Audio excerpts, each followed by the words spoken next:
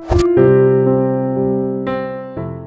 بھائیو، انسان بطور انسان بہت عظیم ہے.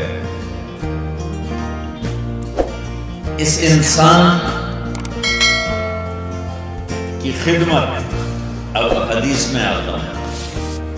ایک آدمی آیا، یا رسول اللہ اريد ان اكون خیر الناس. دھیان سے سننا بھائی. یا رسول اللہ میں چاہتا ہوں میں سب سے اچھا انسان ہوں.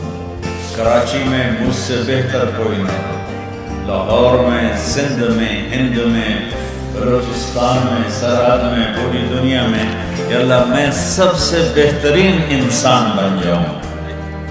تو اپنے نبی کا جواب سننا.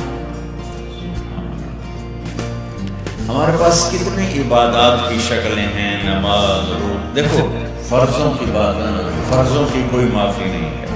نماز فرض، روزہ فرض، یہ ہر مسلمان مرد عورت پر ہے. زکوٰۃ اور حج مالدار پر ہے، غریب پر نہیں ہے.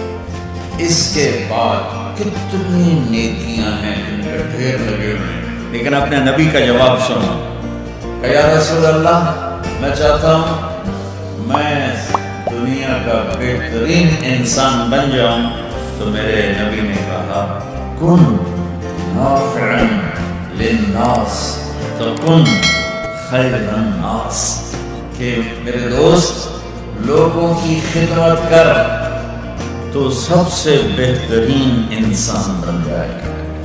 ایک لفظ پہ آپ سارے غور فرمائیں، تکن خیرا للناس. میرے نبی نے یہ نہیں فرمایا تکن خیرا للمسلمین کہ تو مسلمانوں کی خدمت کر تو سب سے بڑا آدمی بن جائے گا. آپ نے کہا نہیں، انسان بطور انسان، یہودی ہے، عیسائی ہے، مسلم ہے، نان مسلم ہے، سب کی خدمت کر تو سب سے اعلیٰ درجے کا